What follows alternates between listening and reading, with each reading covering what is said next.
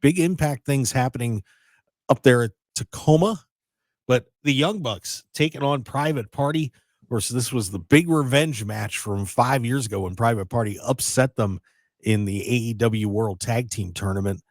And crowd was kind of blah on this for a while, and then they started getting into it as Private Party got closer and closer to winning the championships. Isaiah Cassidy puts on a great show, but the Young Bucks do survive. They remain the AEW Tag Team Champions.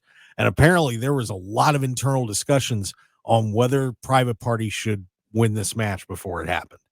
And some people were saying, hey, you know what, let's put the belts on Private Party, but they did not pull the trigger last night. So, Stu, let me ask you about that first. Is this the right decision?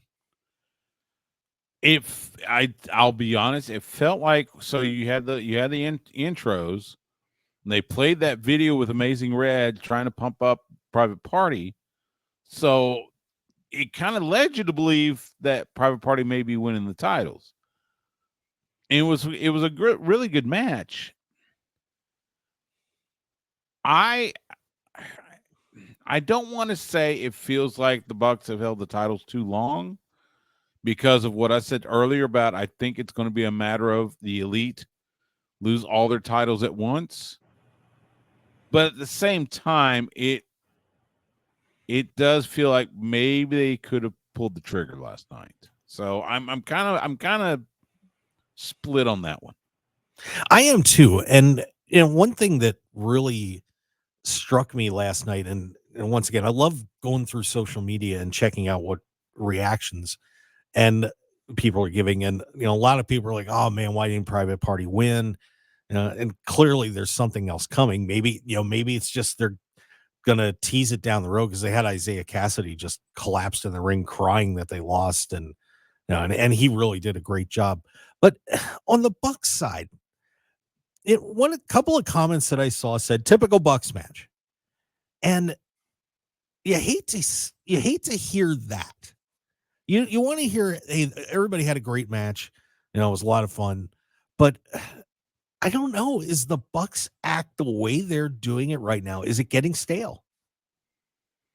I would say yes. We've seen what, 2 title defenses since the Bucks won the titles. Am I right? Yeah, I think it's 2 or 3. Yeah, I mean, they have not been on very often. They've not defended those titles very often. And again, and I go back to what we were talking about with the Elite versus BCC. Look, I get that Matt and Nick are, they get very meta when it comes to their roles. And I think I heard at one time they were playing into the fact that the fans were tired of them being, their usual selves. And that's why they decided to go into this direction. I don't think that was the answer, though. I'll be honest. It's not. And maybe it's just because I've gotten to know them. It doesn't feel legitimate. It feels like they've lost their intensity. A little bit. Even that. I don't think it's even that. I think it's just simple fact that what we see of the Jacksons right now is not. It's not. It's they're playing a role, but they don't believe in it. Yeah. Yeah, they've just kind of slowed themselves down. They're obnoxious in a different way. It's more snotty. And I don't know if people are liking that. By the way, Bionic Scoop in the chat box said, boy, did they perfectly accept the win for Private Party. I hope Full Gear. So maybe we're going to get that rematch. It'll be interesting to see what the fan reaction is going to be in the next couple of days. We'll see if Private Party gets another shot at this. So yeah, it was kind of crazy. I don't know. There's just a weird feeling around the Bucks to me. Well, and it's the same thing with Okada. Look, I get Okada probably wanted, I think, if you believe the reports, he wanted to be a heel after being the lead babyface for so long in New Japan. But the problem is, every time they hit his music, the crowd cheers. Cheers. Yep. They want to cheer him. It's like there are some guys that are just natural baby faces. They're not going to get booed.